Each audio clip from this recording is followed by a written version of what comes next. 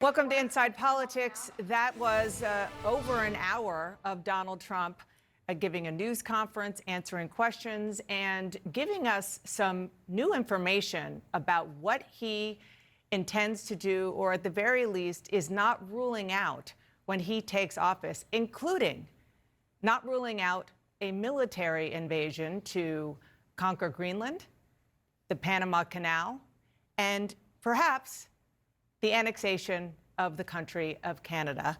There is a lot more to discuss. We have a terrific panel here. Caitlin Collins, you are our chief White House correspondent, in addition to all of your other titles. What's that? 13 more days to go. Yeah, okay. But you obviously have been covering Donald Trump for a very long time. Before I get to you, I do want to play David Sanger, our friend at the New York Times, his question about the Panama Canal and on Greenland, and Donald Trump's response before you respond. No, I can't assure you on either of those two, but I can say this: we need them for economic security. The Panama Canal was built for our military. I'm not going to commit to that now. It might be that you'll have to do something. Look, the Panama Canal is vital to our country. It's being operated by China.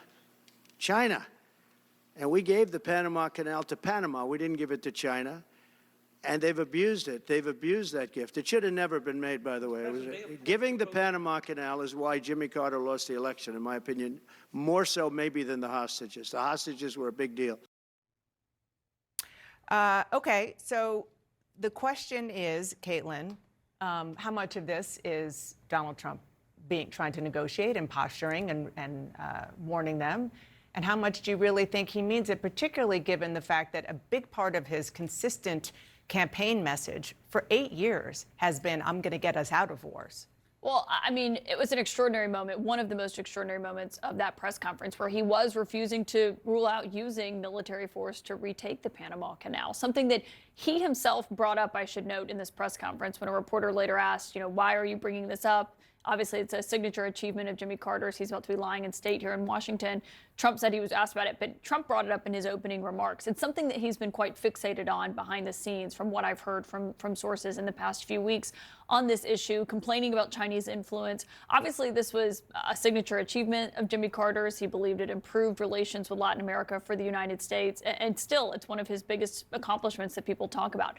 But Trump there saying that he would not rule out using military force to retake it is not something that should be treated as with bluster. I mean, Trump is coming into this White House and is intentionally staffing his administration with aides who will not block what he wants to do or what he ultimately seeks. There were many instances in his first term where he wanted to do something, but advisors either convinced him not to, or Republican lawmakers did. That is not going to be the same Washington that we are encountering in 13 days from now when Trump takes office. So I would treat everything he said there quite seriously. I mean, moments after he said he wanted to rename the Gulf of Mexico to the Gulf of America, Marjorie Taylor Greene is saying that she's going to advocate for that.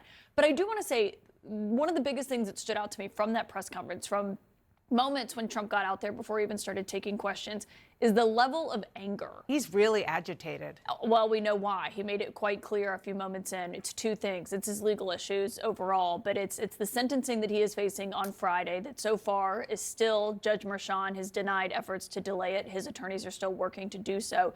And two, it's this report by Jack Smith that we are told is imminent and is going to come out.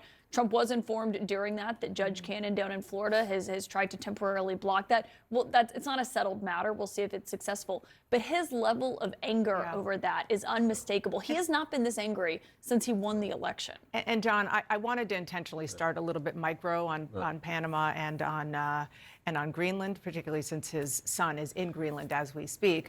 But I do want to sort of open it up a little and talk big picture about your takeaway from, as Caitlin just said. It is remarkable, somebody who is 2 weeks from resuming the presidency of the United States, who, whether you voted for him or not, whether you like him or not, just engineered a remarkable historical political comeback, is so whiny and so full of grievances. Now, that is Donald Trump's trademark.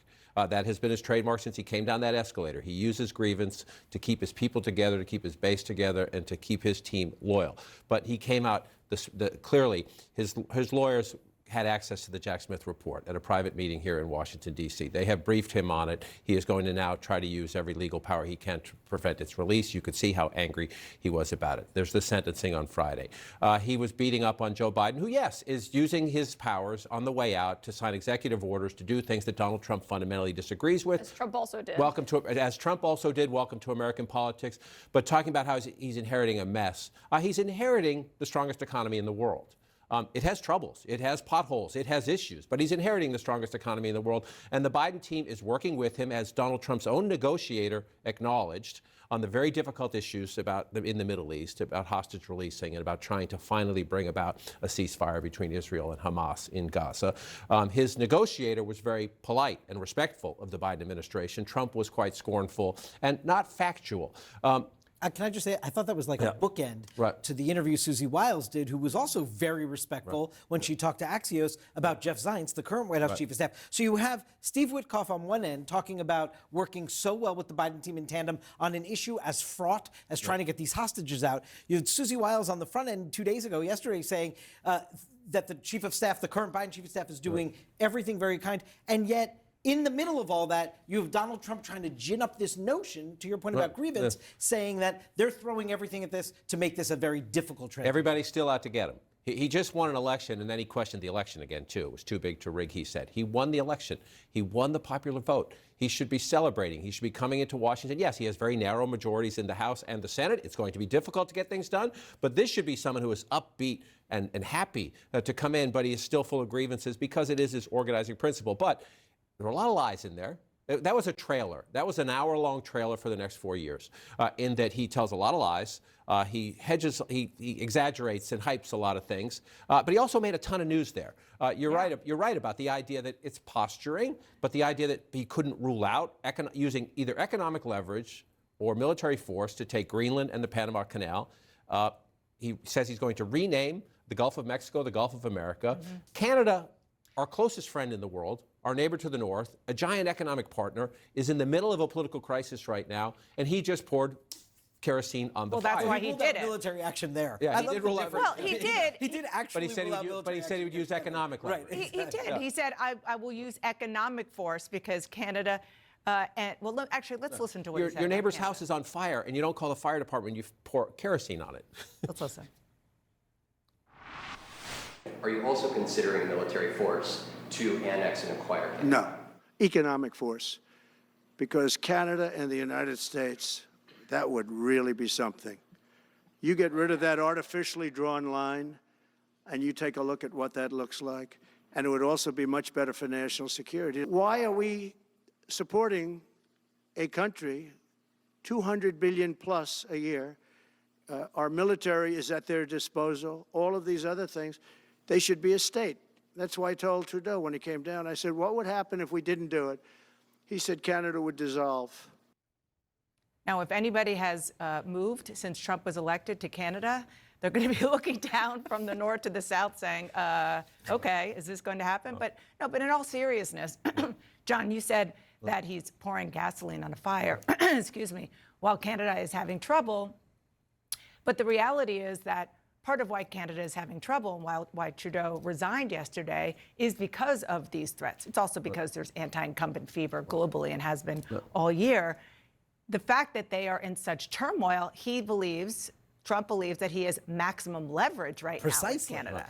Yeah, and you hear this, he keeps talking about this $200 billion trade deficit, which he sees as a giveaway to Canada. And there's no doubt he sees this. In fact, he was asked about the election if he might be able to work better, and he said, well, that guy, the conservative may not even win, or, he didn't want to get in there because he did want to use this moment for maximum leverage. I will say just two other things that I think it's worth noting in the press conference. One, he continued, just because we're a day after January 6th, to say that pardons are coming, as he has said.